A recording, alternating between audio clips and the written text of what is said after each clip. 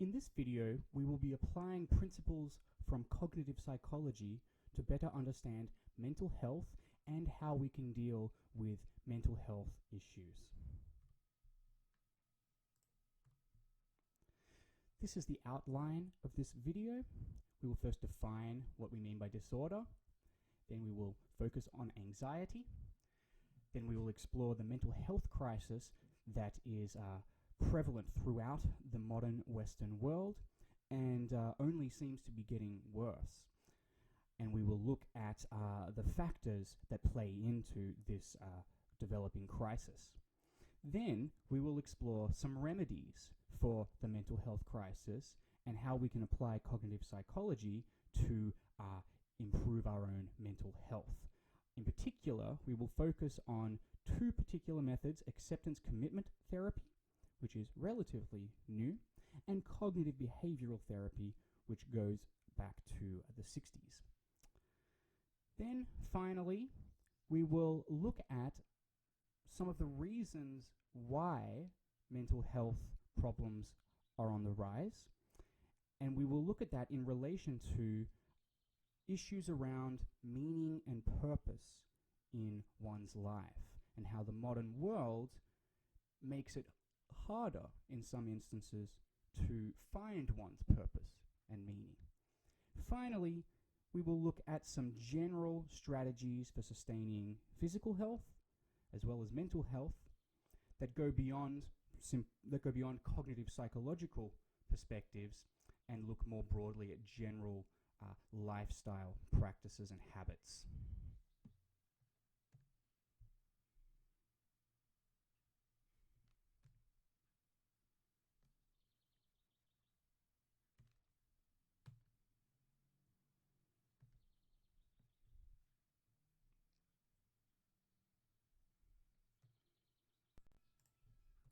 So, what is a disorder?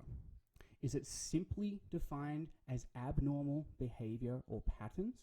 That seems to be an important part of the diagnosis of a disorder.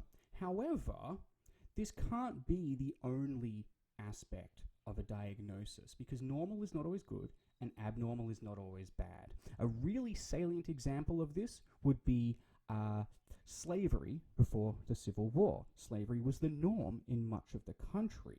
Because it was the norm, does that mean it was orderly? And people who were objecting to it, they were disorderly politically for a good cause, but were they mentally disordered? Of course not. And we can look at the modern era with this wide prevalence of a wide variety of personalities and identities, and fashion and artistic interests and so on. Now, in some cases, these might border on mental disorder in some select cases, but by and large, we generally look at this type of diversity and, deviation and abnormality as positive. It's richness. It's the various spices of life on display. So, yes, deviation and abnormality is one aspect of defining a disorder, but it can't be the only aspect. If someone is only meeting this criterion for a disorder and not the others, well, then we just conclude that they're not disordered, they're just a little different. So in addition to being a little different from statistical averages and norms, there also has to be distress. Now, this distress could be to the self, or it could be to other people, or both. So there are plenty of disorders where the person themselves is not all that distressed by it, but they wreak havoc on the people around them. Or there are plenty of disorders where the inverse is true. And of course, probably most disorders involve distress to the self and to other people. But anyway, distress is a very important aspect of this. We are trying to treat mental suffering and emotional suffering. So if there isn't actually suffering or distress, then does it even really make sense to call it a disorder? I would argue no.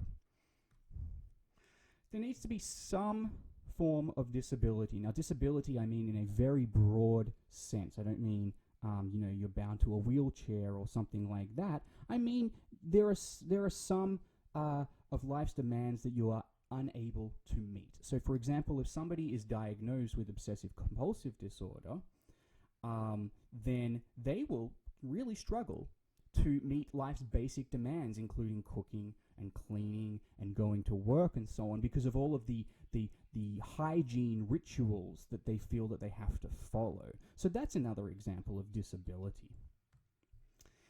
There is usually some degree of danger, and this is obviously related to distress. And danger, again, we can construe very broadly. Danger could mean, this patient might go and kill somebody, or danger could mean this patient might cut themselves, or it could simply mean that this patient, for example, the OCD patient, is at a serious risk of financial suffering, or doing some damage to the house because the rituals that the person is engaged in is interfering with their day-to-day abilities. There could be a fire hazard in the home of somebody who is hoarding materials, for example. So danger we can construe very broadly. It doesn't simply mean somebody's going to be physically violent or even emotionally aggressive. Indeed, most people with mental health issues are not violent. That includes people with schizophrenia and so on. Finally, the disorder or the condition, the problems at play, they must persist. They have to be durable. They can't just be a few days or a week or even a few weeks. They usually have to last for at least 3 months, sometimes 6 months, in order to meet the diagnosis of a disorder. So we all experience bouts of depression or anxiety or despondency or hopelessness and so on. And these ebb and flow. They're part of the rich tapestry of the human condition, really. They're unavoidable. Very, very few people are just always in good spirits and always happy and always able to regulate their emotions and their thoughts and so on. It's very rare. Most of us are vulnerable to these things. However, for it to be a diagnosed disorder, it really does need to persist across a period of time, and it can't simply be connected to a life experience that has caused grief. So if you're experiencing abnormal moods and emotions and thoughts because recently a loved one passed away, well, that grief that you're experiencing is completely normal. Some would argue it's even healthy. That does not constitute a disorder. However, if that grief has put you into a state of depression, and that depression has lasted for a long, long time, long after the death of the loved one, then maybe we can start talking about, well, maybe this is a disorder, and this person, yes, the original cause of their depression was legitimate and we would all react that way. However, now it's really becoming a deviation from the norm. It's becoming distressful to the person suffering from depression and to those around them. This person's depression is getting in the way of their ability to handle their life affairs. They're at risk of hurting themselves or not supporting their community and interacting with others or whatever. And it's lasting quite a long time. So anyway, these are the basic criteria of a disorder. Now let's take a look at some of the most common disorders. So as you can see here, there's a lot of overlap between different disorders. A lot of people experience multiple disorders simultaneously. This is called comorbidity. So as you can see, substance abuse cuts across a lot of different disorders, and there are plenty of quote-unquote normal people who also have substance abuse issues, and they might be at risk of moving into one of these other categories. So we have panic disorder, which is extreme proneness to extreme anxiety and panic and terror. We have generalized anxiety disorder, which is, as the name states, anxiety generally across one's life. So anxiety is not specific to work or study or one's romantic life or anxiety about aging or any other thing. It's generalized. One is generally anxious about a lot of things. There's major depression, which, as the name states, is extreme depression that lasts a very, very long time. This represents the kind of stereotype or the standard that we hold in our minds and in our cultures about what depression is like. Think about the person who just can't get out of bed for days and days and feels that way day in, day out for years. It's a very serious, very debilitating disorder. Dysthymia is a milder version of that. It persists. It lasts a very long time. So in the medical lingo, it's persistent and chronic. But it's not as severe as cases we see in major depression. It's more low-key depression, difficulty finding pleasure in life, and so on. Now, when we say normal, we are talking about mental abnormality, right? So we don't mean to say there's normal people and then there are weird, messed up people. That's not what we mean when we say normal. It's just in our context, in psychological science and in the health sciences in general, you do want to distinguish those who need attention and treatment and those who do not. And so normal simply refers to those people who probably do not need to receive immediate treatment, as opposed to others who are deviating from that normalcy, who are relatively abnormal in these regards. So what is anxiety? I want to focus on this because this is probably one of the most prevalent mental health issues that human beings across the world are facing. The world is getting more and more complex at faster and faster rates, and it's all very overwhelming. And anxiety is really taking hold, especially over younger people. So let's explore it.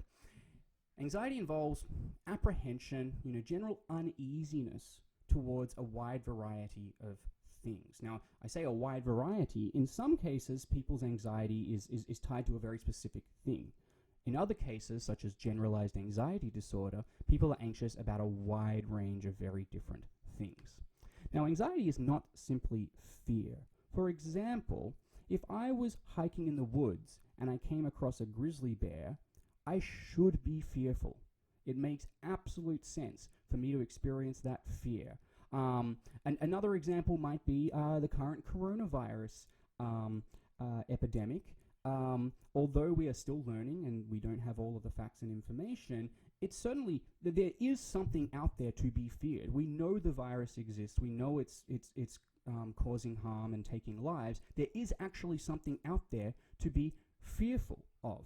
Anxiety involves uneasiness or apprehension around things that might not actually happen, things that we don't actually know about. It involves a lot more uncertainty. It also includes physical symptoms, of course, an elevated heart rate, high blood pressure, and so on. So the mental and the physical are always connected, and mental distress can certainly lead to a physiological toll. Now, is anxiety adaptive or is it a disorder? Well, obviously it depends on the degree of anxiety that one is experiencing, because when you look at our ancient ancestors, anxiety was extremely beneficial for them to survive in a world full of unknowns and full of hidden threats, snakes in the bushes and big cats up in the trees, and poor weather conditions, and not knowing where food is going to come from, or not knowing if there's going to be a neighboring tribe that invades, and so on. Anxiety was very adaptive for helping people stay on guard for these various threats. So in the modern world, when we experience anxiety, that is a very natural experience. That is, it is not inherently bad. In fact, it can often be good. For example, it is healthy for a parent to be anxious, or in other words, on guard for the possibility that their toddler might run across the road when they're not watching, right? That anxiety is extremely adaptive. That anxiety is helping their child stay alive, quite literally. So even in the modern world, when we experience anxiety, it's not necessarily bad, and it might actually be good in some cases. It's certainly very adaptive and helpful for me to be anxious about the way that people drive on the highways, and I better buckle up and just keep checking my mirrors and not be too distracted and looking at cell phones and stuff like that. That unease, apprehension, anxiety, very adaptive. But obviously, anxiety can become a disorder when it's consuming, and it leads to disabilities and distress and an inability to meet life's basic demands. So generalized anxiety disorder is precisely that condition. It's chronic, which means it's ever present, or long-lasting, rather, and it involves excessive anxiety and worry. Not just normal anxiety and worry, but excessive anxiety and worry about a lot of different events and activities, not just one thing in particular.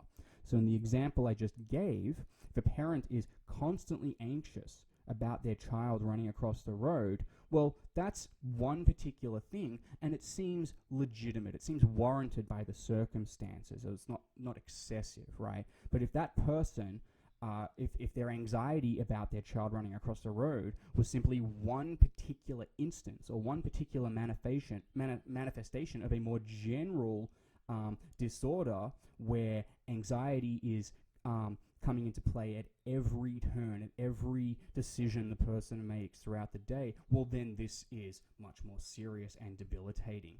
So, to be diagnosed with this, you would need 3 or more physical or emotional symptoms. So there's a checklist that we usually use when we diagnose.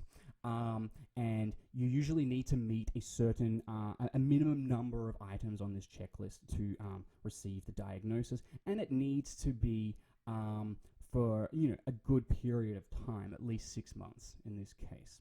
So here are the main symptoms that clinicians will look for when diagnosing generalized anxiety disorder.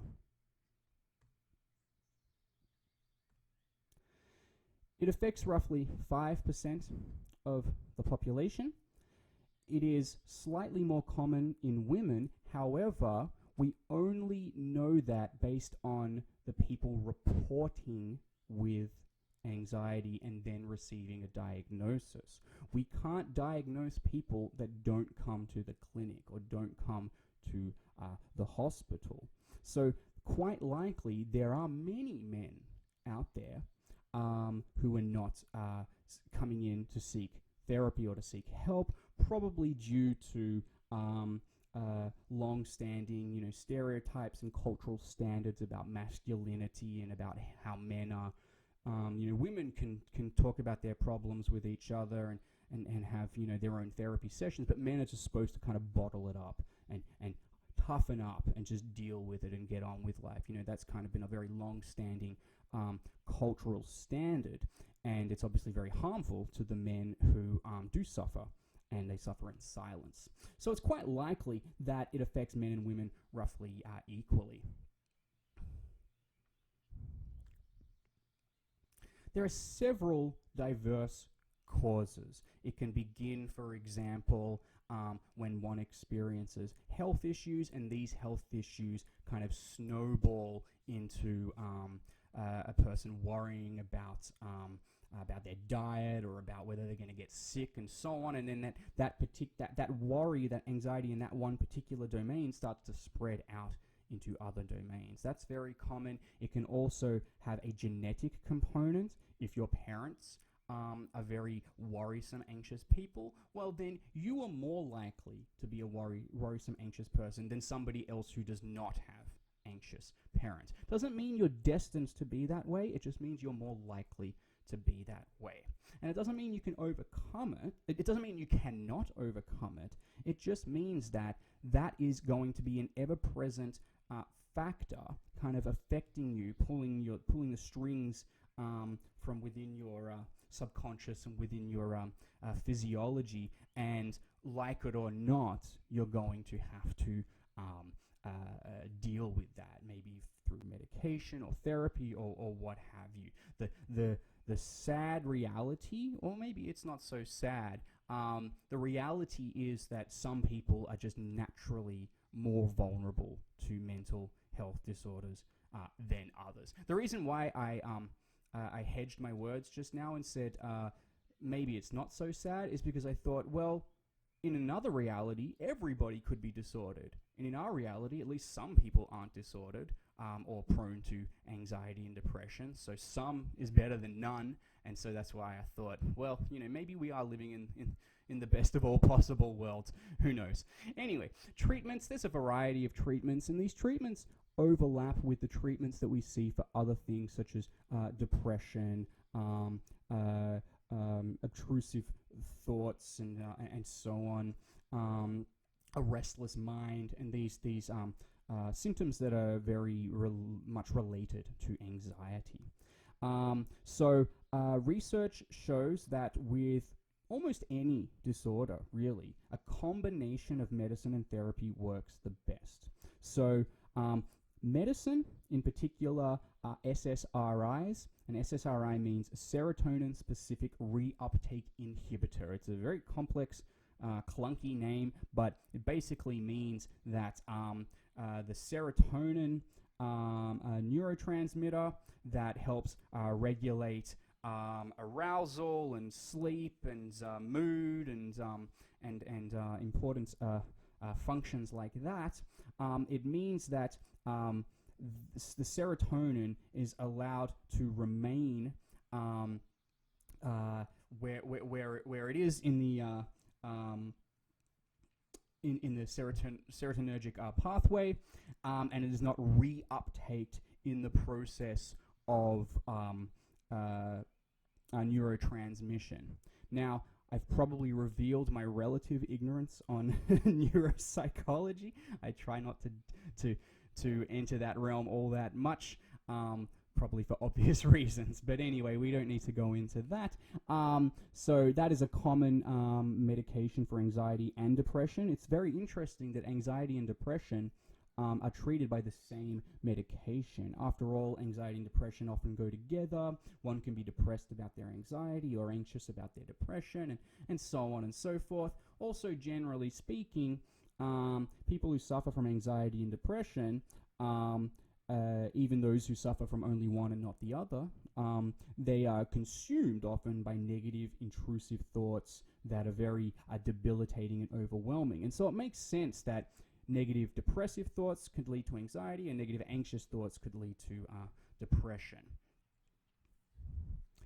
There are, of course, in addition, to antidepressants, we have therapy. Cognitive behavioral therapy is a very important form of treatment, and we'll be exploring that in this video.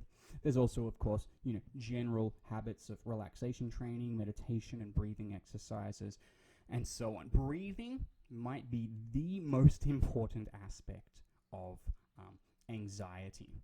So people who suffer from anxiety and from stress and tension, you'll find that they often breathe very shallowly, and they breathe like that throughout the day.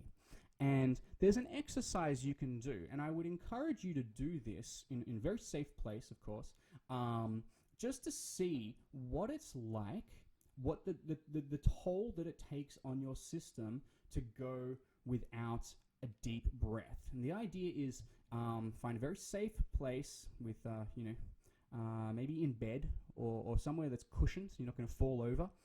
And just for 1 minute, breathe really shallowly. So, like that. Do it for 1 minute. Don't do it for any longer because you might hurt yourself. And I'm not recommending this to everybody, but it's kind of an experience that is often given in clinical settings to kind of demonstrate to patients what their poor breathing is doing to their system. And so, if you want to explore this, you're welcome to do so at your own risk. I always obviously have to worry about legal matters when discussing this sort of thing.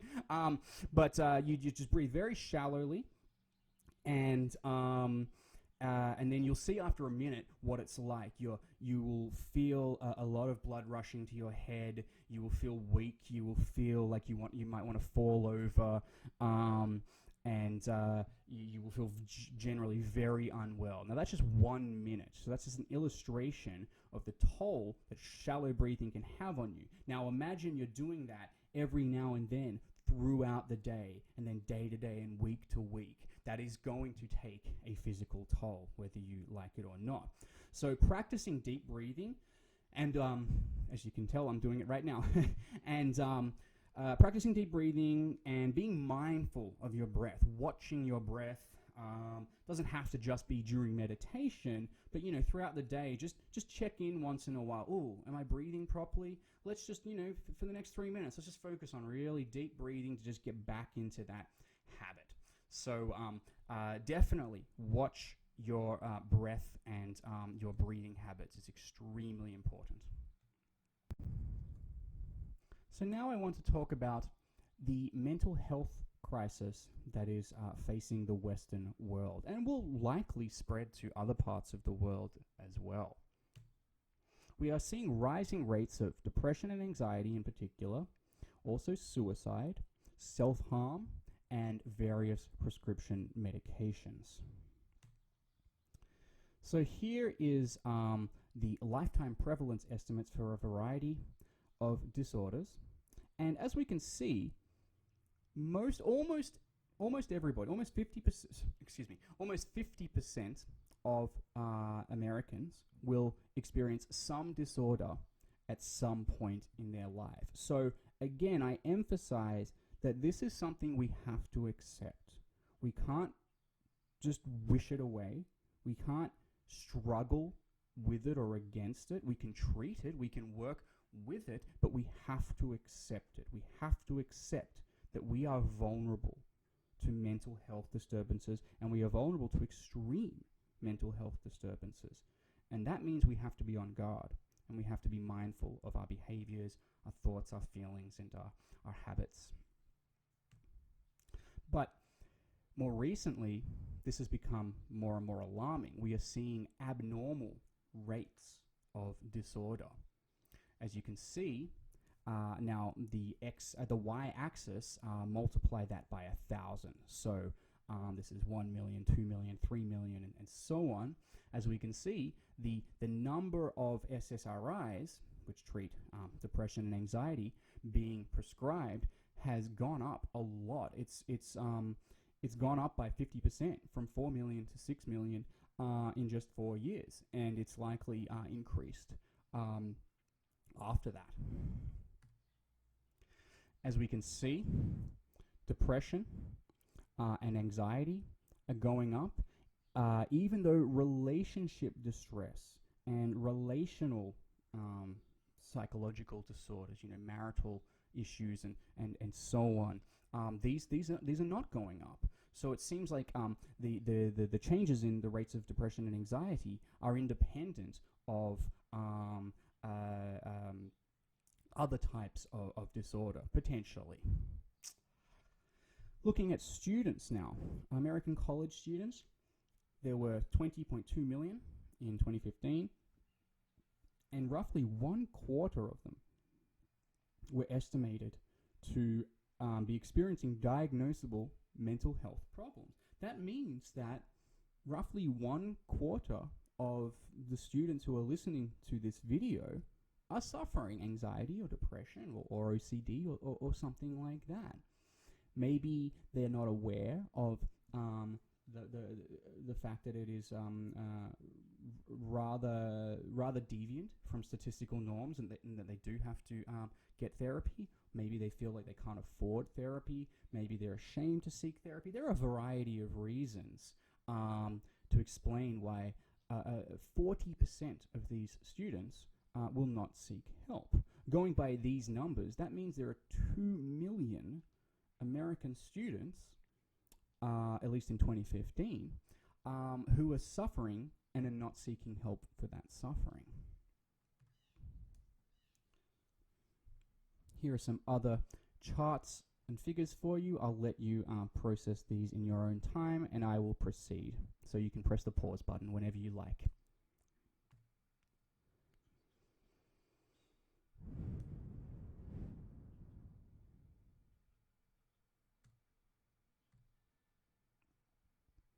As we can see, suicide has risen, whereas other causes of death have actually gone down. So even in countries like America, Australia, New Zealand, where obesity is extremely high, the rate of obesity is extremely high, we're actually seeing declines in heart disease and diabetes. Now, that might be a little bit different in more recent years, but this was a trend persisting well before the 2000s. Meanwhile, suicide is going up. Now, this is very strange from a historical perspective, because from a historical perspective, life has basically always been miserable and hard and oppressive and fraught with real threats of disease or violence or war or what have you, a lack of good healthcare, lack of sanitation, right? So this image at the bottom is, I think it is quite accurate in the sense that money is helping to lift up the globe.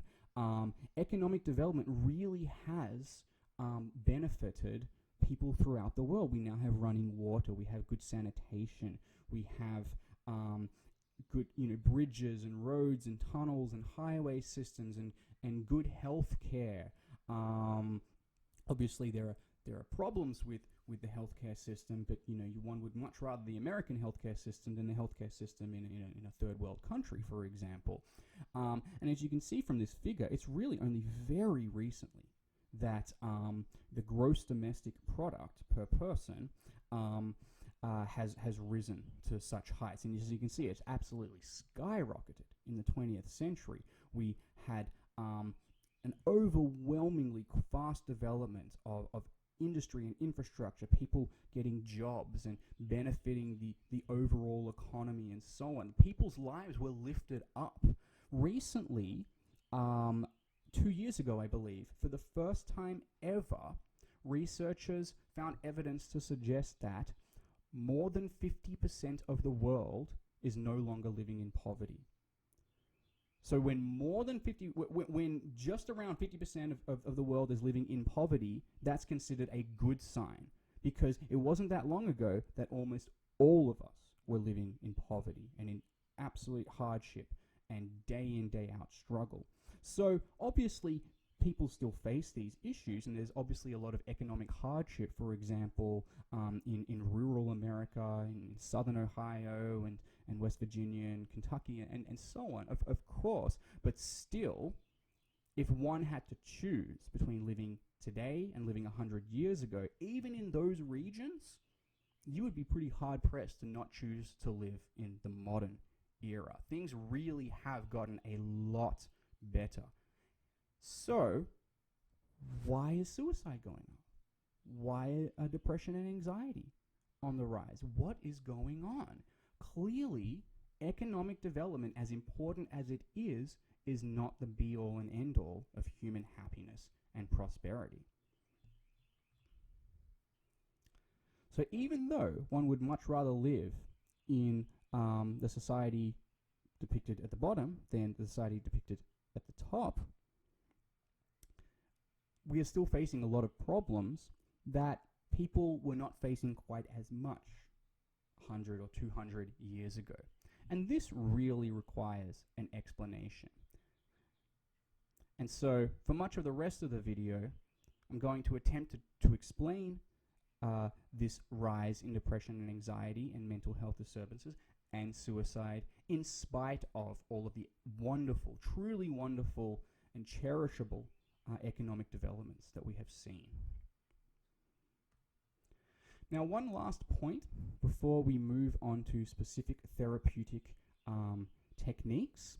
I want to direct you to this video by the now infamous Toronto psychologist Jordan Peterson, formerly at Harvard, now at University of Toronto, and recently became world renowned for his some matters of political disagreement with various parties, but more importantly, his work on mental health, on philosophy and psychology, and providing an antidote to the grips of modern chaos, and anxiety and depression and the rising rate of suicide and so on. There has been thousands, if not millions, of people attesting to how their lives have improved after listening to his lectures or reading his material. He's a very, very powerful speaker. It's very difficult to ignore him when he is talking. So I will include a link to this video. It should pop up on the top right of your screen. Please watch that video now before we proceed. A warning, it is a little confronting. If you are suffering from depression, it will be a little bit of a shock to your system. But I do recommend you listen to it. I myself have found it beneficial, for example. So now I want to discuss acceptance commitment therapy, and later we will talk about cognitive behavioral therapy.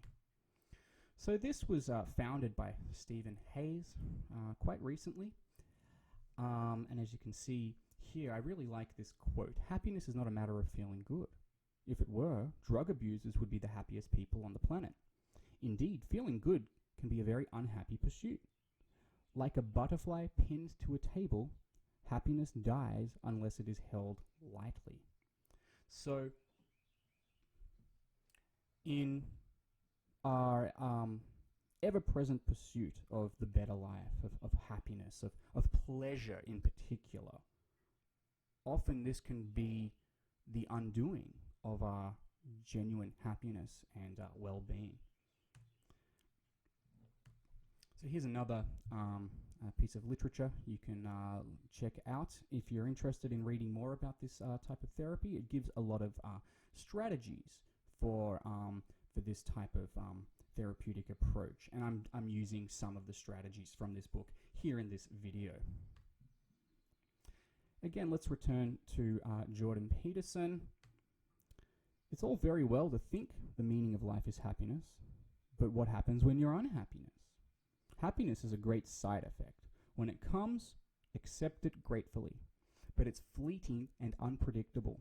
It's not something to aim at, because it's not an aim. And if happiness is the purpose of life, what happens when you're unhappy? I guess then you're a failure. Maybe a suicidal failure. Happiness is like cotton candy. It's just not going to do the job. And so beyond this, Jordan Peterson goes on to argue that instead of happiness, we should be pursuing purpose and meaning and value, and that these are much more enriching and sustaining goals to attain.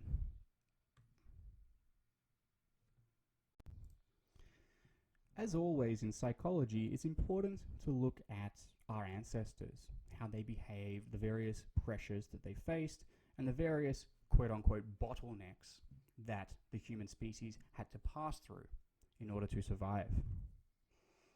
Very importantly, we did not evolve to be happy. Our brains evolved to help us survive, and happiness is just not all that important for the survival of our ancient ancestors who were living in the African savannas, the jungles, the forests, the Central Asian plains, or in Siberia or Alaska and so on, or Aboriginal Australia. Happiness was not that important for people's survival. What was important? Anxiety, being on guard for threats. Low self-esteem even has been argued to be adaptive, because low self-esteem, according to one theory, signals to the individual that they might get kicked out of their group and they need to try harder to fit in. Now, obviously, low self-esteem is a very serious problem in the modern world and we need to address it. But the fluctuating self-esteem has been argued to actually be quite adaptive for our ancient ancestors. We also have moral emotions like shame and anger and tribalistic loyalty and so on, and these cause all sorts of problems in the modern world and lead to all sorts of mental health disturbances in people experiencing these moral emotions. But these were extremely important among our ancestors. We needed emotions that helped regulate social behavior. We needed emotions to help signal to other people, hey, you're being selfish. Hey, you hurt me and you wronged me and that's not right. Those emotions were very adaptive for helping our ancient ancestors coalesce into groups that could actually cooperate. So under ACT, these are things that we have to accept. Anxious and depressive thoughts are natural. Intrusive thoughts are natural. Historically, these thoughts and their associated emotions actually helped us survive. So, naturally, the brain is going to focus on these, even when they're not necessarily helpful. The brain is naturally hardwired to pump the mind full of negative thoughts. Let me say that again. The brain is naturally hardwired to pump the mind full of negative thoughts. So what that means is those negative thoughts might not actually be accurate. We might not even need to pay attention to them. If the brain is just always, if it's evolved in some sense to fixate on the negative and anxiety and feelings of low self-worth and I'm not fitting in and people are judging me and so on. It's natural that if these things were adaptive for our ancestors, well then this is what the brain is naturally going to fixate on. And it's that the brain is naturally hardwired to experience the negative more than the positive. And there's actually a good range of empirical research and review of such research showing that concepts of bad play a much stronger role in human psychology and in culture actually than concepts of good. One example of that is mainstream media. Almost every piece of news you see is negative, it's accusatory, or something bad happened, right? So that's kind of a cultural or a societal, a macro level example or manifestation of the psychological, the micro level, where our brains are more prone to fixate on the negative than the positive. So, this suggests that some of these negative thoughts should be diffused, kind of like a bomb. You can't necessarily get rid of the bomb or just throw it away and think it's going to be fine. No, you have to diffuse it. You might always have to live with that bomb or accept its existence or reality, but you want to diffuse it. So don't get attached to your automatic thoughts. This bears some resemblance to Buddhism and Taoism and their emphasis on non-attachment and not being deeply intertwined with certain things that are not necessarily going to last, right?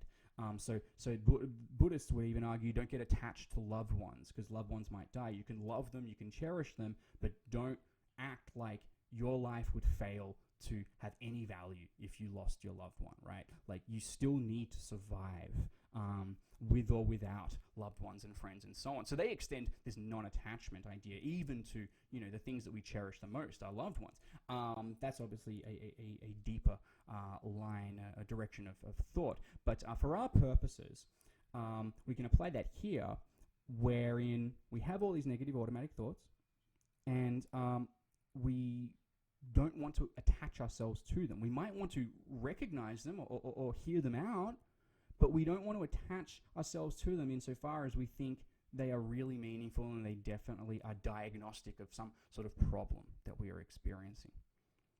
The brain is naturally going to overload you with these thoughts, whether you like it or not.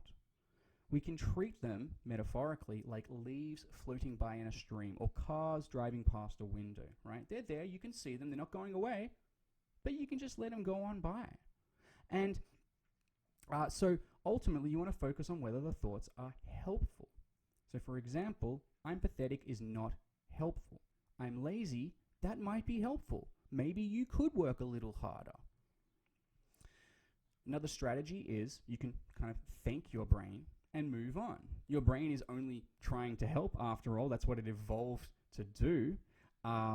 It's evolved to pump you full of negative thoughts so that you're on guard for threats. Even though the modern world is not as threatening as it was for our ancestors who were living in a, kill or be killed scenario almost day in, day out all their lives, but our brains evolved in those conditions and those times. We still have the same brains as our ancestors did 1 million years ago. If the thoughts aren't helpful, just let them float on by. Don't focus on them. So, all people experience a wide range of negative thoughts, negative automatic thoughts. We all do. Some of these are extremely disturbing. There are accounts of parents, for example, freaking out because a thought has occurred to them, oh, what if I just drown my baby and, be done with it or something like that. But the point is they freaked out by it. They were horrified by the fact that they had that thought, right? That thought was not diagnostic at all of their actual views, values, feelings, and beliefs, right? But it was a negative thought that occurred to their mind, pumped in from the brain. Does that mean that this person is psychopathic and wants to harm their child? Probably not. We all experience a wide variety of extremely negative, disturbing, sometimes even disgusting thoughts. And we don't have to attach ourselves to these thoughts. We can just thank our brain for being on guard and trying to, protect us, and we can just move on and not get consumed with these thoughts and not attach our identity to these thoughts. So I experience stupid, ridiculous, or disturbing thoughts and ideas as often as anybody else does. These used to really bother me. In my teenage years, I was very concerned and worried. Why am I having these thoughts? Like, am I really weird? And then reading the literature and developing a little more, I eventually realized, well, everybody does this. This is normal, and I don't have to worry about it so much. It's extremely liberating when you can get to that point. So I would highly recommend applying this diffusing approach of acceptance commitment therapy to your own, disturbing or unpleasant thoughts. Here are some other strategies to diffuse automatic negative thoughts. We can label the automatic thought. Give it a name so that when it occurs, you process it as, it's just another one of those, stories, just another one of those thoughts that my brain seems to keep sending my way. Oh, there's that old I'm a failure story again. Good one, brain. It's kind of like how, when we're looking at, modern kind of political disagreements, you'll often hear somebody voices an opinion and then somebody else says, oh, that's just another trope that, that side always brings out when they're trying to argue. That's just one of those silly tropes, like I'm not interested in it, right? It's kind of like that in the sense that you're telling your brain, oh, that's just like another one of those, like, it just comes from that particular category of anxiety that my brain is constantly sending my way for some reason. It's just another one of those. Oh, good one, brain. It can help a little bit to kind of dismiss the negative thoughts. I would say it's unhealthy in the political example that I gave, but can be healthy in the mental health example. It also helps you to recognize that the thought is automatic, that you didn't necessarily will it to be. It just came about. Humor is very helpful. In general, humor is very helpful for mental health. Like watching comedy movies, for example. Like that's therapeutic. It's good for you. But in acceptance commitment therapy in particular, one idea is you take this automatic thought and take one that's like really bothering you, right? Like a disturbing thought or whatever, like such that I was talking about earlier. And then just repeat it in a funny voice. So here are some voices that I think would really be helpful and that I use. Yoda is great because he doesn't just have a different voice, he's got a different, style of syntax and sentence structure. Like pathetic you are, right? This could be something like that. And when you say that in your own head, so let's say you've got this line in your head, I'm pathetic, I'm a loser or whatever, and then you hear Yoda's voice saying it, it just kind of diffuses its potency. It takes away the kind of the essence, the meat and bones of the well, it seems to take away the essence of the negative thought and just makes that negative thought sound ridiculous, right? When you put it in one of these funny voices. Another example, this isn't my example, it comes from the book. You can just replay the thought in a funny way, right? I'm pathetic, no I'm not, I'm an avocado, right? So it's just another way to kind of just like, dismiss the negative thought. Like, I don't need to pay any respect to you. Just because you're a negative thought that I've experienced does not mean I have to pay attention to it, right? There are plenty of thoughts I experience. If I paid attention to all of them, I would go insane. And a lot of them are inaccurate. If the thought is accurate, even if it's a negative thought, if it's accurate, then I probably should pay attention to it. It might be helpful. If I am actually lazy, then maybe it is helpful to hear that thought in my head, you're lazy. But I'm pathetic, well, that's not very helpful. That's belittling, that's harmful. And so it does help to kind of dismiss that thought, or at least not so much dismiss it or just or get rid of it, but defuse it. Take away its power, its energy. In acceptance commitment therapy, we also distinguish two types of discomfort. Some discomfort is unavoidable. We will all experience death of loved ones. We will all experience injury. I've mentioned how almost 50% of us will experience a major mental disorder at some point in our life. We all have natural, intrusive, unwanted thoughts and feelings, whether we like it or not, right? That's just a part of the human condition. That we can call clean discomfort. Doesn't sound very clean, but it's clean when you compare it to the other type of discomfort. So, for example, substance abuse after the death of a loved one, right? That creates a lot more discomfort, and that discomfort is dirtier. It's often harder to deal with. It causes chaos. So we can see this in a variety of modern addictions. So be very careful to not treat your clean discomfort with dirty discomfort strategies, right? Don't rely on substances or behaviors or whatever, or habits to try to treat that clean discomfort, right? A death of a loved one or a loss of a job or something like that. These are serious issues and they need attention, but they are not going to get the adequate attention, and that clean discomfort is not going to be alleviated if we engage in things that create dirty discomfort. It's just going to add to the mess and the chaos. And there are some other examples of dirty discomfort that we see in the modern world. Okay, now we're going to focus on cognitive behavioral therapy, or CBT, as we will refer to it. Now, this is a little bit different. Actually, it's quite different to acceptance commitment therapy. However, I maintain that they can be used simultaneously. I myself use them simultaneously, and I've found a lot of benefit from that. Whereas acceptance commitment therapy emphasizes that we can't control our negative thoughts and we don't have to give in to them. We can diffuse them. Our negative thoughts are not necessarily important or diagnostic. We have to accept that we're going to get negative thoughts whether we like it or not.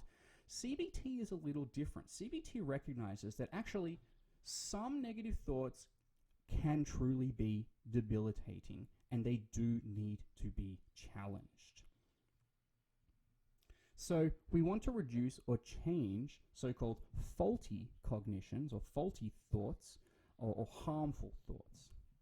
And then we want to connect this change to our behavior, hence cognitive behavioral therapy. So under CBT, we have a lot of different quote-unquote thought distortions or cognitive distortions. So this is a typology. There are different types of thought distortions. And even though we all experience our own unique negative thoughts and feelings, and mine might not be the same as yours and so on, we can still kind of assessing, the millions and billions of negative thoughts across a wide range of people, we can still kind of cluster them and categorize them or group them. And, so for example, one really common type of thought distortion is all or nothing thinking. So for example, if I don't get perfect, then I'm a failure.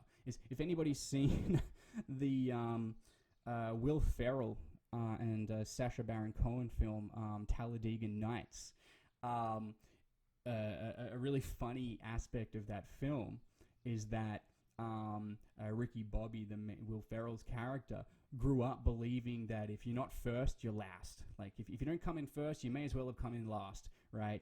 And so he would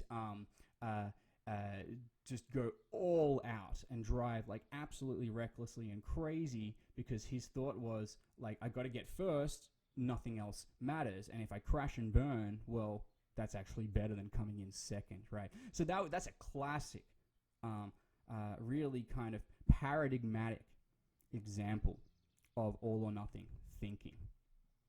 Now, before I go on, everybody's all or nothing thinking habits are going to be different. You're obviously not going to think, if I don't come in first, I may as well have come in last in everything, right? That's Ricky Bobby's particular manifestation of all or nothing thinking. You'll have your own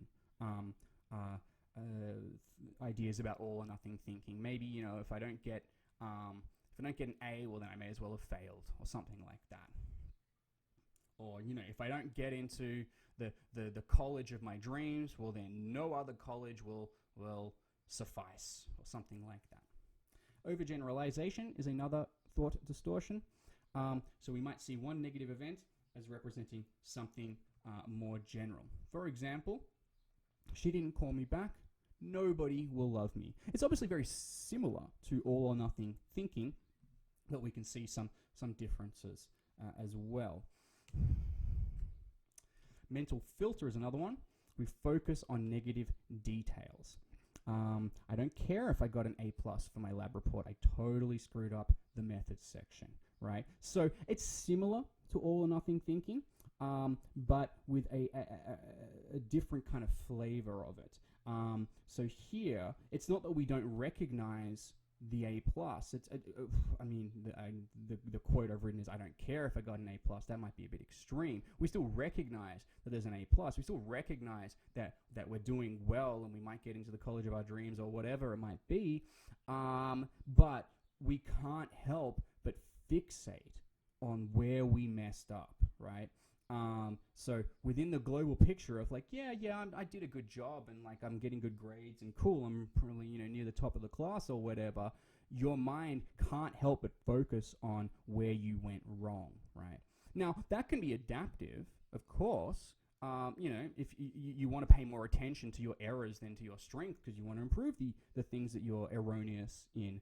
But obviously it can be debilitating and it can be a thought distortion when it becomes all-consuming and you just really have this persistent inability to take the good with the bad and accept that, some things won't be perfect. We also often engage in disqualifying the positive. So we might think that positive experiences don't count. Again, this is quite similar to the previous one, mental filter. So for example, who cares if I wrote a good intro, results, and discussion sections? I can't believe I screwed up the method section. So again, it's very similar to the previous one, but now it's more actively minimizing the positive. In the previous example, mental filter, it isn't quite as much invalidating or disqualifying the positive, as rather just fixating on the negative. So the person might think, I think I shouldn't have written I don't care if I got an A plus. It's something better would be, oh yeah, sure, I got an A plus. Oh man, I can't believe I missed this methods. I screwed up this methods section, right? Whereas over here, it's more like, oh yeah, I did well in the intro, results, and discussions. Oh, but they're not even important. Like, yeah, I did well, but everybody does well in that. Like, my strengths don't count. My positive experiences don't count. So there's a little bit more emphasis not on exaggerating the negative, but just on disqualifying the positive. We also often jump to conclusions. And this involves, for example, mind reading, which we all do all the time. I think we assume we know what's going on in somebody else's mind, or we try to predict the future, and we might expect that things will turn out badly when we really don't know how they're going to turn out, right? Oh, I'm going to totally bomb that job interview tomorrow. Oh, I'm really not going to sleep well tonight. I always get anxious before a big meeting or whatever it is, or she's not going to call me back.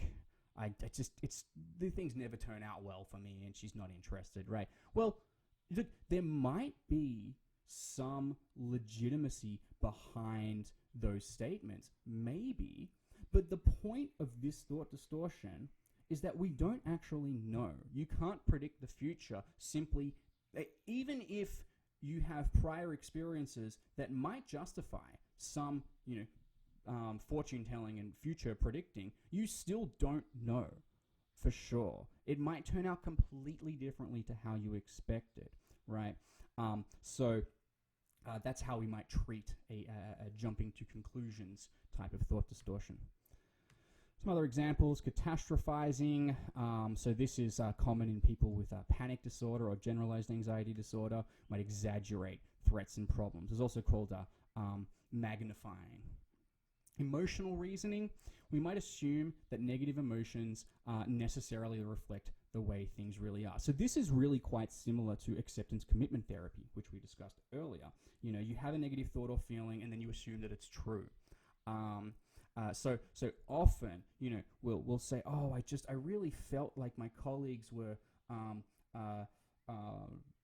belittling me today. Why would I feel that if it weren't true? Well, there's a million reasons why you would feel that even if it weren't true. We've explored some in this video here. Your brain, for example, is naturally hardwired to give you negative feelings, whether we like it or not. So that's one reason why you're experiencing negative emotions. Maybe that's the only reason. Maybe your colleagues weren't actually belittling you.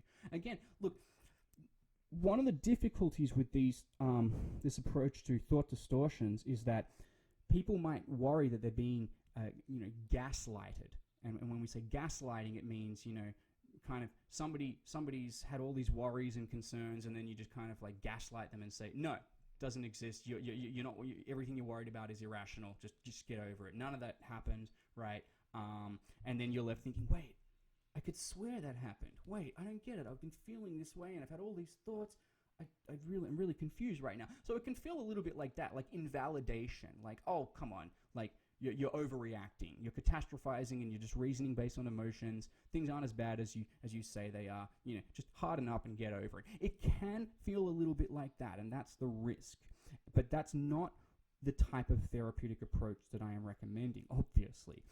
Instead, with this thought distortion of emotional reasoning, what we are doing is just simply recognizing the fact that just because I feel something doesn't mean that it's true, right? Just because I'm feeling something doesn't mean that those feelings are warranted or justified. They might well be, and it might require further investigation, but simply having those feelings and negative thoughts is not tantamount to there actually being legitimacy behind them.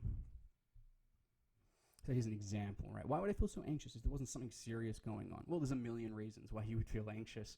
Maybe something serious is going on, but you experiencing those emotions does not prove it one way or the other. Labeling, this is extreme overgeneralization. So, I'm a loser, he's a jerk, or she's a bad person, or, he's a bad student or whatever, right? And it's like a stereotype almost. You label them, and then that label, or you label yourself, and then that label subsequently influences all manners of processing information about you or about that other person. Personalization. So you might take responsibility for bad things even if it's not your fault, or you might you just take things personally. You think it's about you, right? You think everything is about you. And that's not to say that this person is selfish or self-absorbed for thinking that way. No. I mean, it's possible. That could be one facet of their character. But rather what I'm focusing on is that we can have kind of distorted, deviant patterns of thought that make us feel guilty or victimized, right? So people who are prone to kind of victimization thoughts and ideas are very prone to personalization. Oh, this person wronged me. Oh, this person didn't say hi back because she's angry at me. It must be that she's angry at me. It couldn't possibly be that she just didn't notice me, or she was really distracted, or, something really serious happened that morning and she just can't stop thinking about it, right? No, those things aren't possible at all. No, she just must be angry at me, right? So that's personalization. Instead of personalizing, we should be saying, okay, here's all these other possibilities. She could be depressed. Something serious could have happened this morning. She could have been distracted, whatever, right? And when we stack up all of those alternative explanations, it becomes a little easier to not personalize it.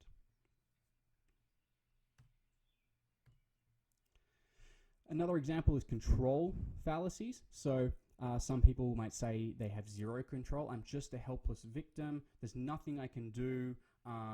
Other people need to change their ways to benefit me. They feel hopeless, helpless, and powerless. Or the inverse is total control. Everything is my responsibility. It's a little similar to personalization. Everything is my responsibility. If something goes wrong, then it was my fault. And I can't trust other people with control because I need to take care of it. There's also a fallacy of fairness, which is a little similar to the zero control fallacy. So we expect life to be perfectly fair, and yes, we like it. It's important to have modern institutions that guarantee certain types of fairness, right? Equal rights is obviously extremely important and inalienable to modern Western civilization.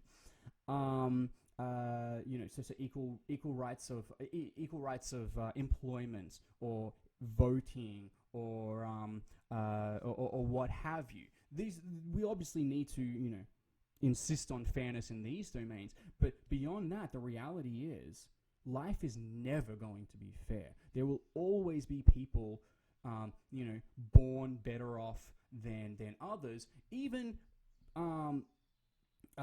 beyond economic disparity, right? Even imagine we get to a time where nobody is born into poverty, and people, the economic development has proceeded so far that almost nobody is born into hardship. Well, there's still going to be unfairness.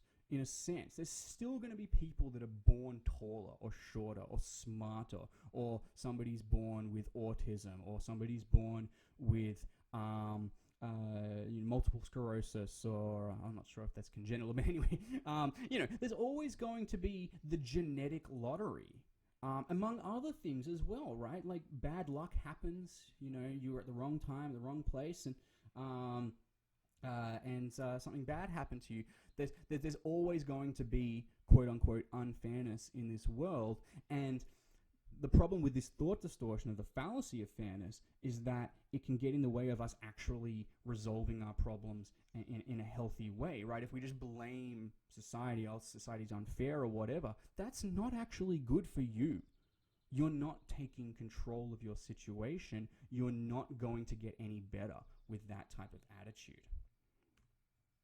So the idea is that you have to challenge these automatic negative thoughts. Now, in acceptance commitment therapy, you kind of accept that, not all thoughts can be changed, and your brain is just pumping you full of like thousands of thoughts every day. You can't address every single one of these. At some point, you're just going to have to accept their presence and move on and try to defuse them in the process. However, with CBT, we do want to focus on a few of these really potent, really negative, pervasive thoughts that consume us day in and day out, right? These have become debilitating. And so we do want to actually challenge some of these automatic negative thoughts. So you challenge them, you find counter evidence, and you come up with counter arguments. And then you repeat, and you do this over and over again, and you read your counter arguments. And then eventually, these automatic negative thoughts will be intrinsically and automatically, reflexively connected to your automatic rational responses. So whenever you have that thought that says, like, for example, oh, I'm totally gonna bomb on this exam tomorrow. Yes, I've studied, but I always get anxious, and my last exam wasn't good. And you're jumping to conclusions, you're fortune telling, you're engaging in that cognitive distortion. Well, if you do CBT over and over again and focus on that particular thought, and really address that, well, then eventually when you have that thought, oh, I'm going to fail, I always fail, it's going to turn out bad, and so on, well, your brain is automatically going to at least allow you to entertain rational responses. Wait, that's not necessarily true. How do I know that's going to happen? How can I predict the future? And actually, I didn't do too bad in that exam. I did bad in that exam, yeah, but, overall, I've been getting better. These rational responses will come to your mind automatically the more you practice them. I recommend writing a big list of counter-arguments and keep rereading this list. Now, you don't want to kind of like bully yourself, like, oh, how silly, I had that automatic thought. What a ridiculous thought to have. Like, no, don't do that. Take the thought seriously, right? Because your mind is taking it seriously, and so you need to address it seriously. Take it at its extreme face value, right? So don't just write, I'm going to fail this exam tomorrow. Write out your automatic negative thought of, like, you really get down to the crux of it, the deep, dark recesses of that negative thought. And write out, for example, I'm going to fail this exam tomorrow. I'm pathetic and I'll never succeed in life, right? Like, because that's the crux of the thought, right? That's the deep, dark, type of cognition that's really leading to these negative thoughts of, oh, I'm going to fail tomorrow, right? It's the lack of self-confidence, lack of self-esteem, and so on. So you really want to challenge the thought in its entirety. Get down to the roots of it. Kind of like imagine like a tooth, right? And so the negative thought that you're seeing is the tooth, the part of the tooth that we can actually see. Then you pull that tooth out, and there's a lot more to it, right? Or you can think of like tree roots. That might be a better example. But yeah, really try to get to the heart of the negative thought. Don't mince your words. Don't be shy. Write out the thought exactly as it is, even if it's terrible. Even if it's just like, if I want to kill myself. Yes, you need to write that out, and you need to address that thought, and you need to take it on seriously and honestly and accurately. Otherwise, you're not going to actually address the seriousness of that automatic negative thought. Now, finally, I want to move beyond a purely cognitive psychological approach to mental health and look at general strategies to sustaining mental health that aren't necessarily coming from the psychological literature.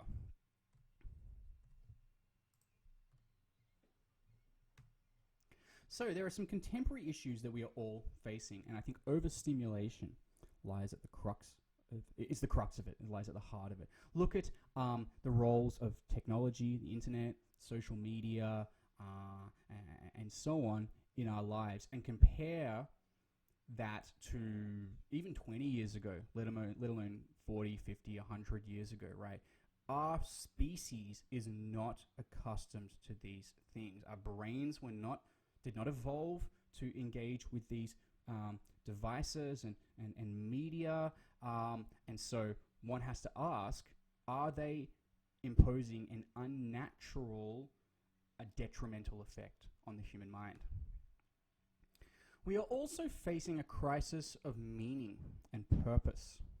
We are seeing a collapse of communities, and many of you listening to this video may well come from such communities here in Ohio, after all. We're also seeing the decline of religion, and I don't want to say that one must be religious or attend religious services in order to achieve this type of meaning and purpose, but it is an important ingredient in the fact that we are losing touch with meaning and purpose.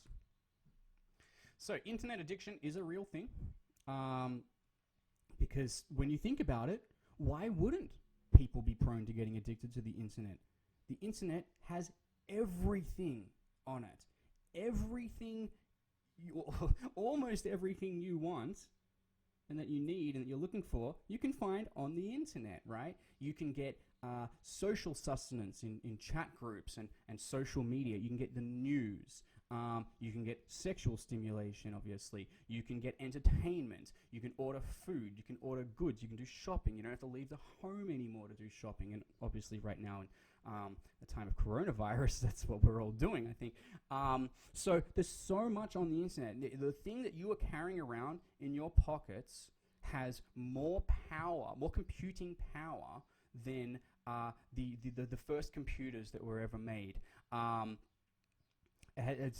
even heard that it has more computing power than the original, the first NASA space launch or something like that. That might be a bit extreme, but it really is phenomenally powerful, these things that we're carrying in our pockets. And, when you're depressed, when you're not feeling well, whatever, you can jump on the internet and find any vice you want to satisfy your urges and to begin in this downward spiral of addiction and a disorder. So the internet, cell phones, these are very, I don't want to say dangerous, because they obviously provide so much benefit as well, but they can be extremely dangerous if we're not careful with them. So as you can see, the rate of internet usage has really skyrocketed since 2000. Teenagers are using, obviously most teenagers are using internet on a daily basis, and this number is probably much higher now, actually. Men are more likely to become addicted to playing games, gambling, and pornography. Not to say that women can't. There are women who get addicted to these things. And vice versa, women are slightly more prone to becoming addicted to things that we, stereotypically associate, that are masculine versus feminine behaviors. That might be culturally dependent. 100 years from now, it might flip. It might be, who knows? Although I would say, like, the porn addiction thing is definitely more, it's definitely men that are more vulnerable to that than women. When you just look at the evolution of our species, obviously, when one member of the species doesn't get pregnant and can impregnate multiple people, even in one day, whereas the other half of the species gets pregnant and can only get pregnant once, once they're pregnant, they can't get pregnant again and, kind of have a backlog of pregnancies and babies, right? No, like, they get pregnant and that's it. Next 9 months / 2 years, they are, really tied down. It makes sense that one half of the species has much more vulnerability to sexual promiscuity and so on. And also, men evolved such that those that had more sex were more likely to have offspring, and therefore were more likely to pass on their genes. So our ancient ancestors that had lots of sex, well, those genes have outsurvived the genes of our ancient ancestors who weren't all that interested in sex. And so today, even though both men and women are vulnerable to all of these different addictions, we do see some gender-specific addiction that does have a basis in physiology and biology. So here, the University of Salford conducted a study, And 50% said that using social networks actually makes their lives worse, and their self-esteem suffers because they're comparing their own accomplishments to those of their friends. I can personally attest to the benefits of deleting these accounts. I deleted my Facebook, I think, 2 years ago and haven't looked back. Occasionally I look back and think, oh, kind of miss it. But by and large, I don't miss it at all, and I think my mental health has improved a lot since then. Now, this other topic that is mentioned here, self-esteem. Think about our ancient ancestors living in tribes of 100, maybe 150, thereabouts. They didn't have that many people to compare themselves to. If one person was really good at carpentry, well, he was the carpenter. One person was really good at hunting, well, he was the lead hunter. You know, if one person was really good at planting and growing foods or whatever, or looking after the animals in their flock and so on.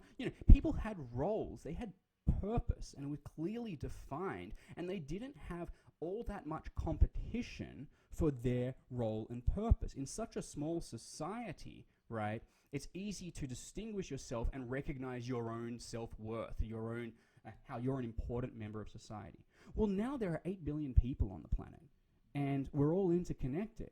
And, if I want to, for example, start a YouTube channel and upload videos and stuff, I'm now comparing myself to the millions of other people who are doing that. And it's very easy, and I have actually experienced that, it's very easy to think, what's the point? I'm never going to compete with these people, right? So that's just one example. And that is when we jump on social media and we see, all of the successes and all of the Instagram models who spent hours dolling up before they took those photos and probably spent hours taking those photos and editing them and, airbrushing and whatever, right? We see the best of the best when we jump online, and we see the best of the best after hours or years of work trying to get to that state. We never see models without makeup or in shabby clothing, right? we never see fitness gurus getting drunk at the bar and overeating, which I'm sure many of them do, right? We don't see them at their worst. We only see them at their best. And when we're seeing everybody else at their best and only at their best, and when we experience our own roller coaster of ups and downs and good and bad, it only makes sense that we're eventually going to feel that we're inadequate. Because everybody else out there seems so perfect. What's wrong with me? Well, it's unrealistic. As many as 50% in the study said that they feel worried or uncomfortable when they can't access social media. The majority said it's difficult to relax or sleep after spending time on social networks, which means it's very important, come 8 o'clock, 9 o'clock, put your devices away. Put them on airplane mode. That's what I do. Or at least, don't sleep with it. I mean, I have my phone with me because, if I'm stressed or whatever, or restless, I can listen to relaxing music or something like that. But still, I put it on airplane mode. I'm not getting any texts or any notifications whatsoever. And I've got like a red screen filter to help avoid the blue light stimulating my brain. But anyway, so there's certainly many problems that come with devices and social media. Now, why is the internet potentially harmful? Well, one point that we've talked about already, excess stimulation. There are too many things attracting our attention, and this is overwhelming. I mean, how many of you, for example, have the experience of having multiple tabs open in your internet browser at the same time, jumping back and forth between them, or different email accounts, or you're chatting on social media and then you're listening to something and you're trying to do XYZ, right? Like, we get overstimulated and it's really overwhelming. Our attentional capacities aren't that good. Multitasking is very difficult.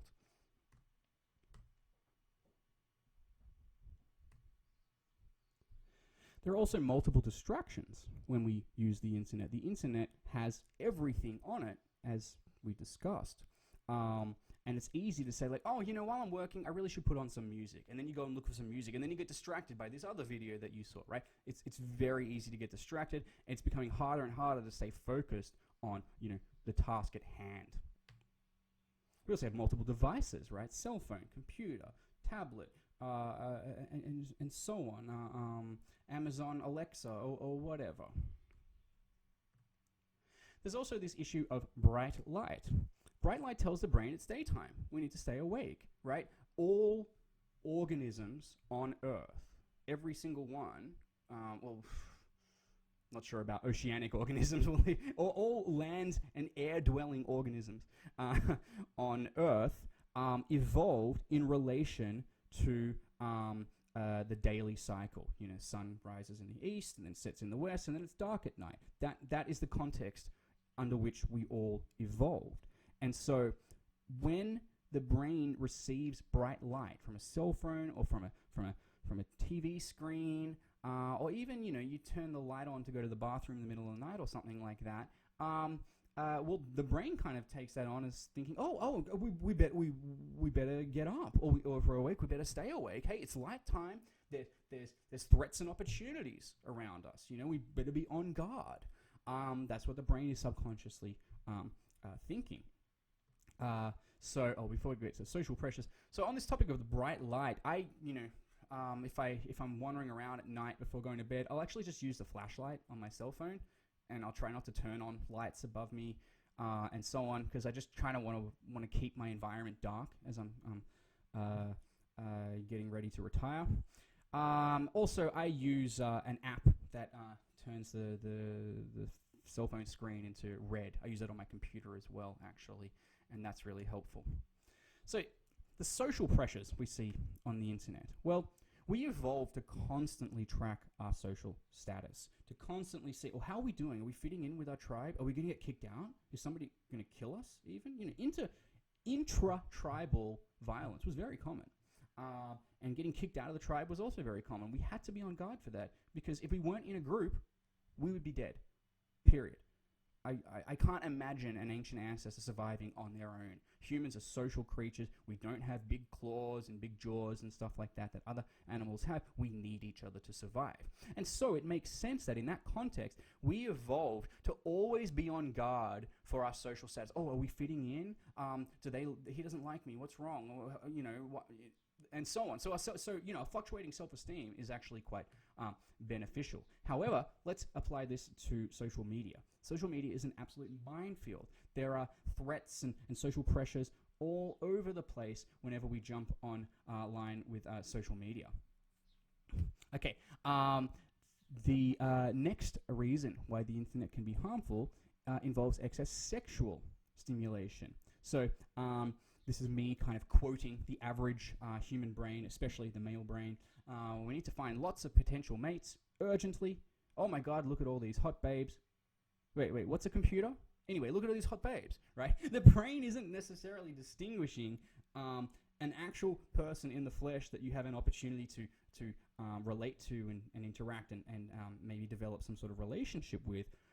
Rather, the brain, or at least the libido elements of the brain and the mind, are just looking to get their rocks off, basically, right?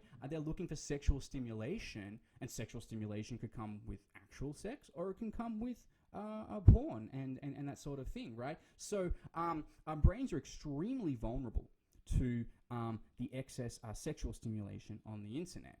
And a simple Google search of any porn-related term will reveal to you just how prevalent and how accessible this excessively stimulating material is on the internet.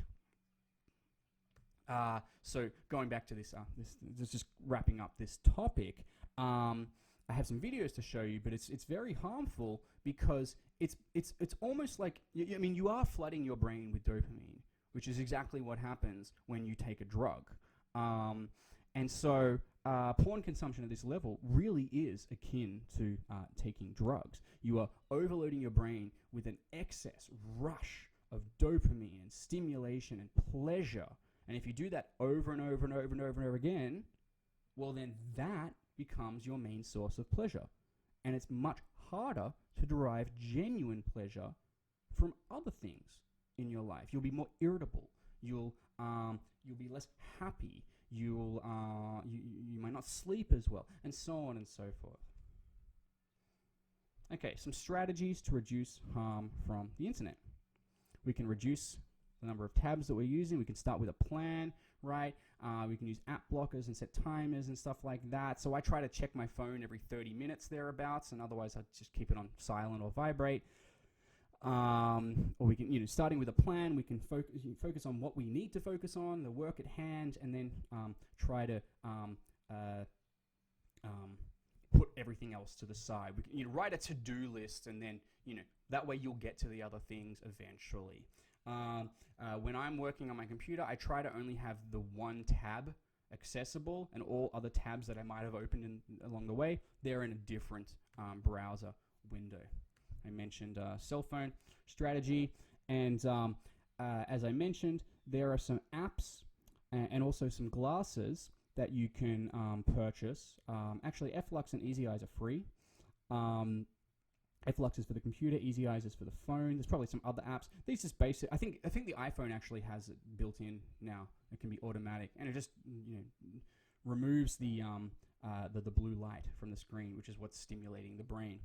So that way, we can still look at screens somewhat. It's still not advisable, but we're all going to look at screens, right? There's almost no avoiding that these days. So let's use the best strategies at hand.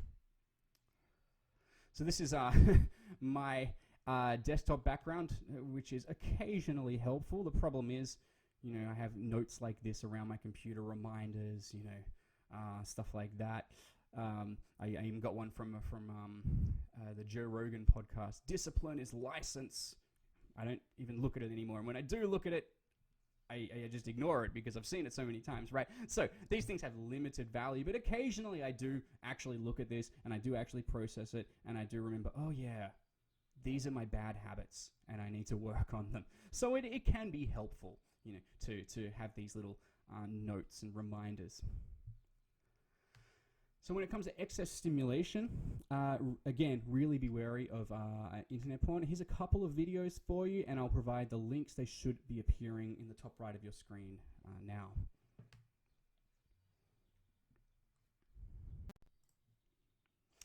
Finally, I want to talk about meaning and purpose in our social lives. And I want to explore evidence that it's become harder and harder these days to find meaning and purpose in our lives. And this is a very serious problem.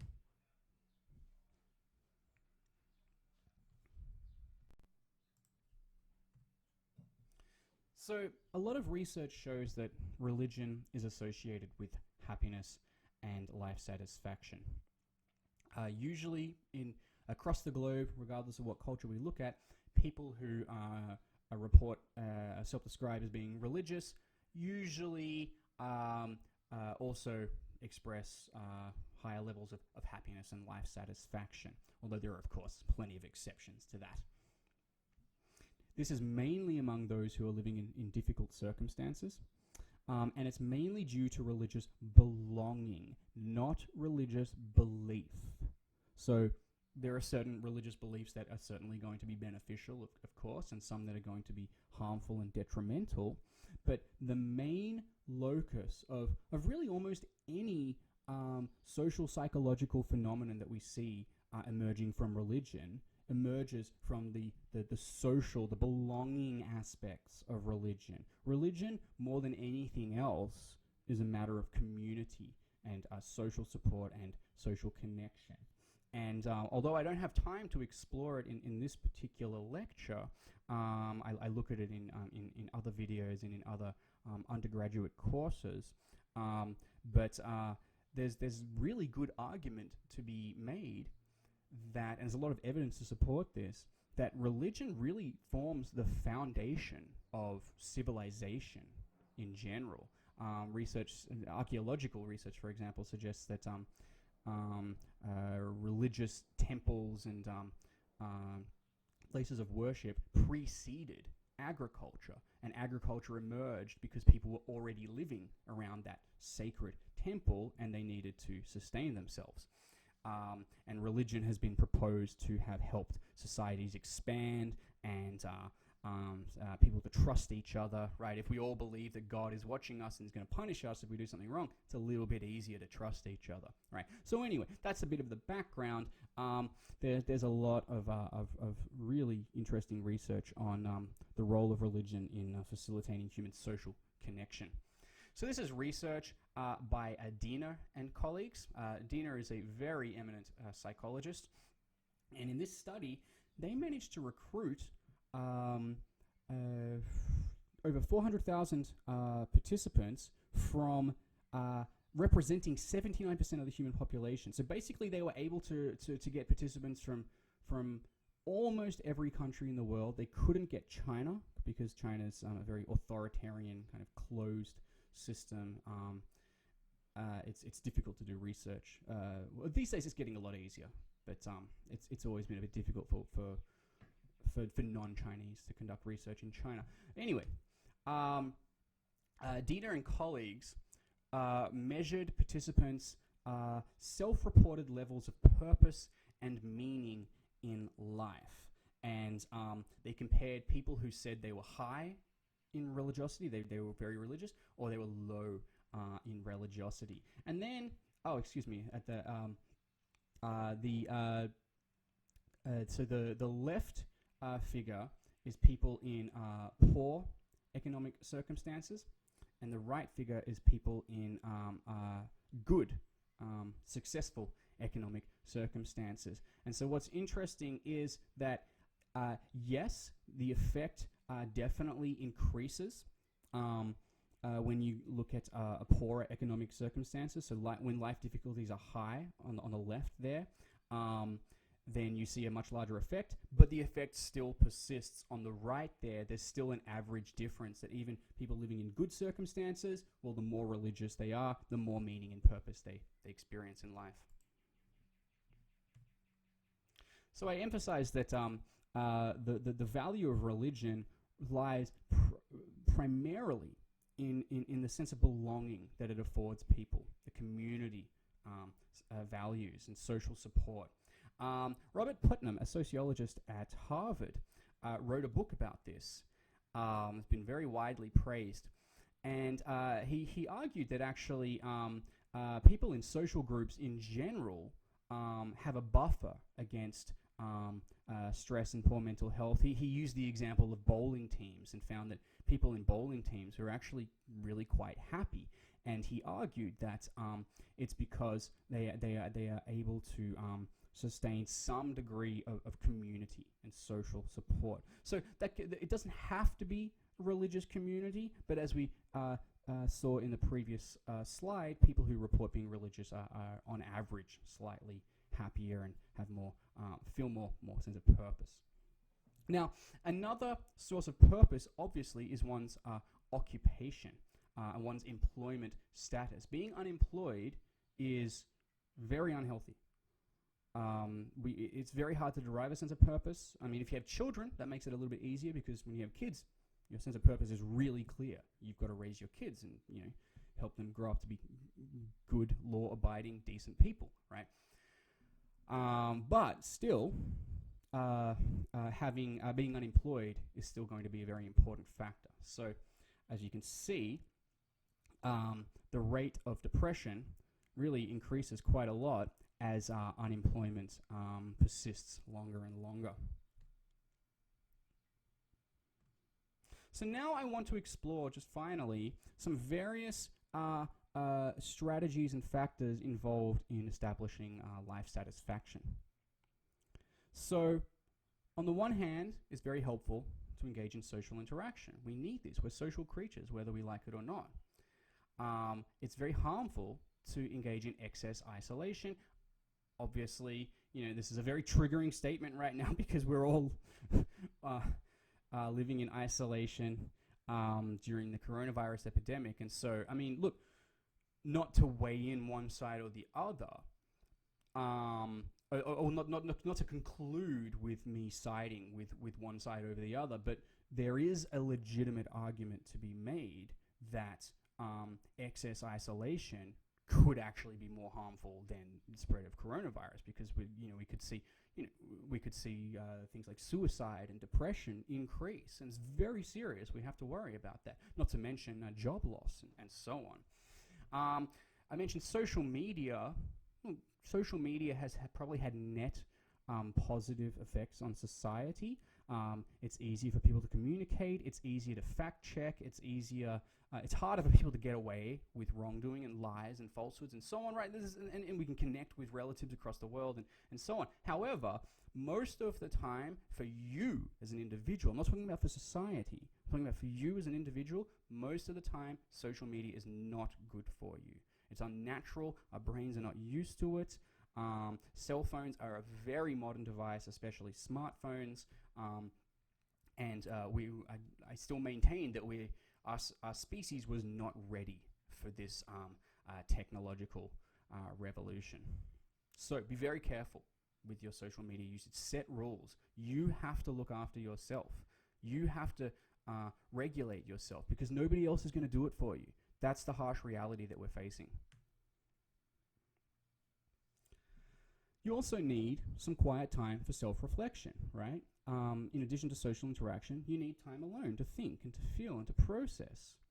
It's harmful, though, when you don't allow any time for self-reflection, when you're always with other people, kind of the complete opposite of what I emphasized in the previous row of this table.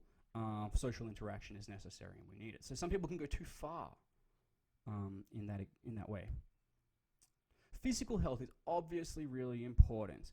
Now, I see 3 meals a day and I'm thinking, I literally just skipped breakfast and I'm getting ready to eat lunch. So, we're not all perfect, and sometimes, I try to do intermittent fasting and stuff like that. So there's flexibility here. But generally speaking, if you're suffering from depression or a lack of motivation, despondency, and you don't have much energy, eat a big breakfast. Really, really important. It's natural to feel depleted and exhausted and helpless when you don't have any energy. You're like a car that's running on barely any gas that's about to run out, right? You need fuel. And don't just have, breakfast cereal. Don't just have sugar. Don't just have carbs even. You really should be including fats and proteins into your breakfast, like yogurt and granola and fruit, for example, bacon and eggs. These are good breakfasts. Fats and protein will take a lot longer to burn and break down in your body than carbohydrates, and especially simple sugar carbohydrates. So those fats and proteins will sustain you for longer periods of time. Even before exercise, like several hours before exercise, I would recommend having some fats and protein so that you've got a slower burning source of energy that can become activated later in the day. Now, mental health obviously is connected to all of this, but if we focus specifically on mental health, we can recommend a bit of meditation. We can definitely recommend deep breathing. I mentioned how shallow breathing can be very harmful, and deep breathing is extremely important for ongoing mental health. Acceptance. I mean, we talked about acceptance commitment therapy in terms of accepting your automatic negative thoughts, but then we also talked about the fallacy of fairness as a cognitive distortion or a thought distortion, right? You can't control everything. Life is never going to be perfectly fair. And while some counts of unfairness, some cases of injustice definitely do need to be addressed, maybe legally or what have you, we need to be a bit more savvy in how we distinguish what we can control and what we can't control.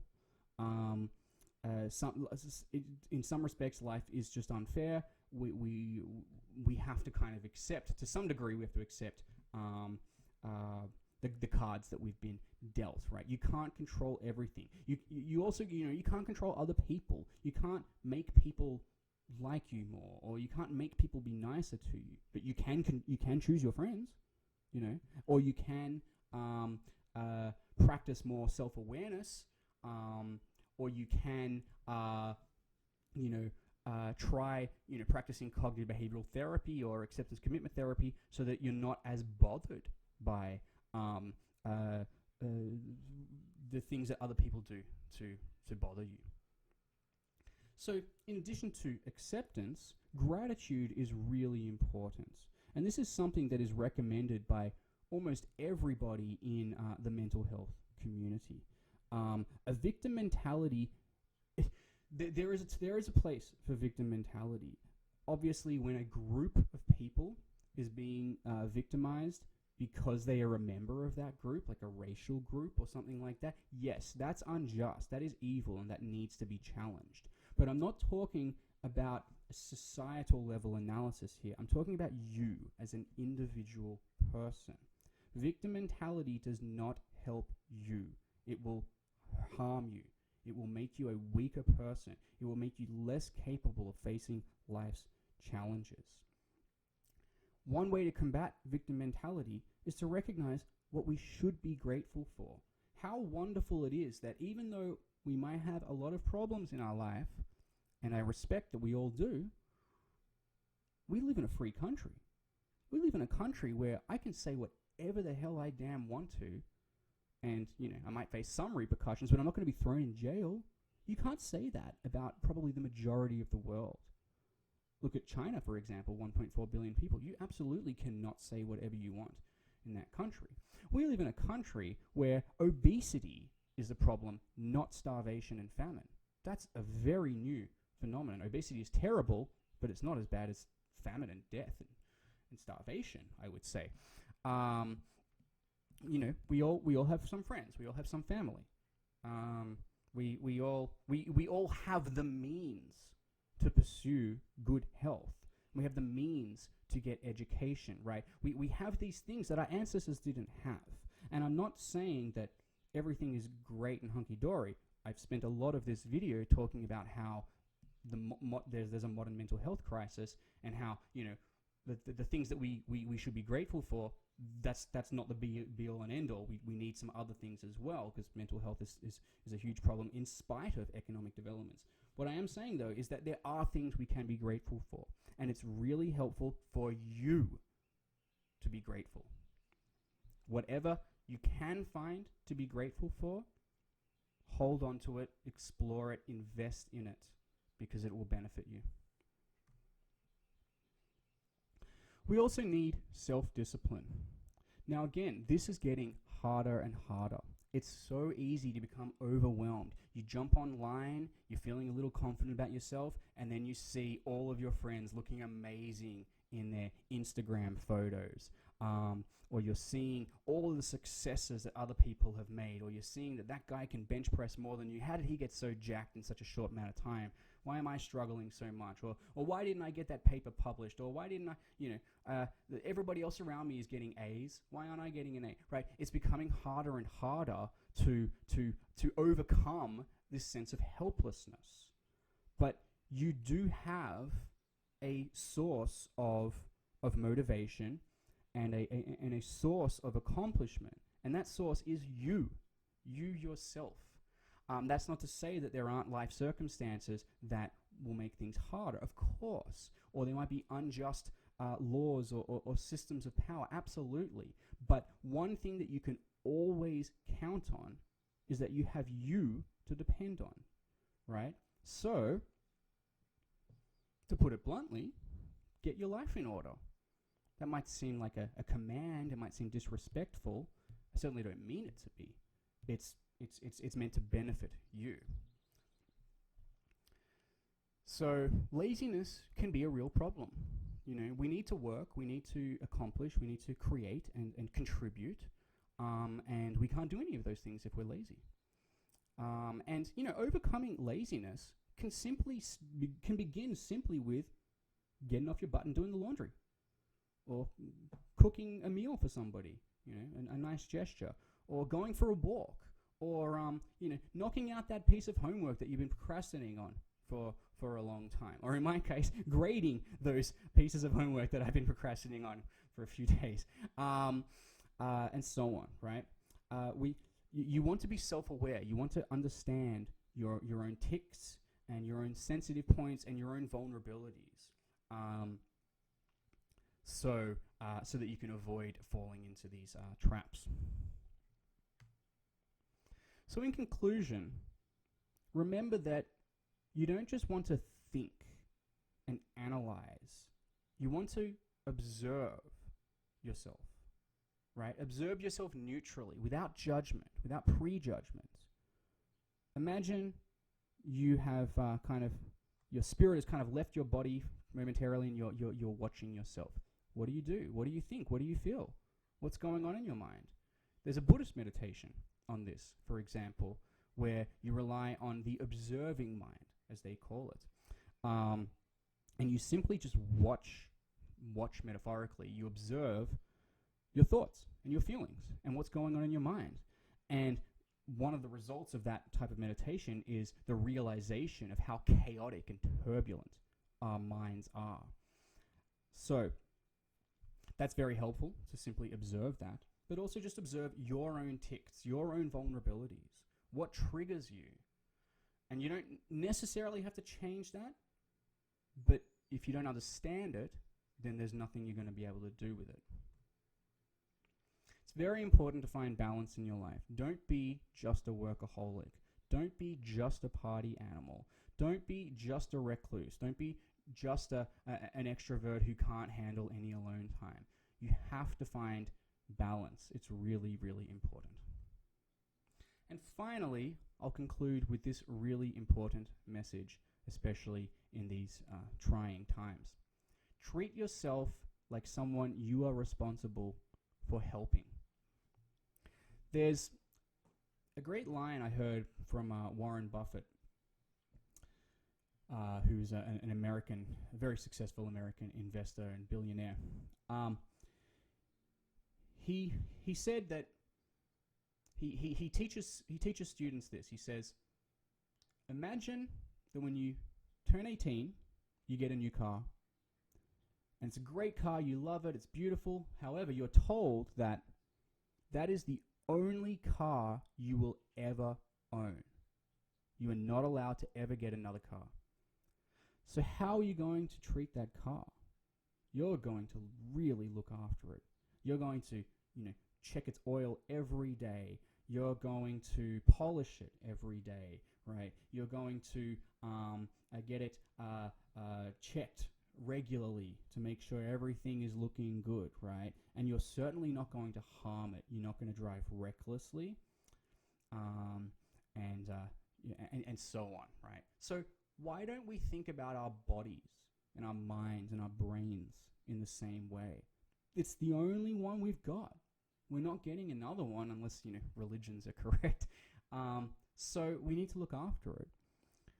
Treat yourself like someone you are responsible for helping.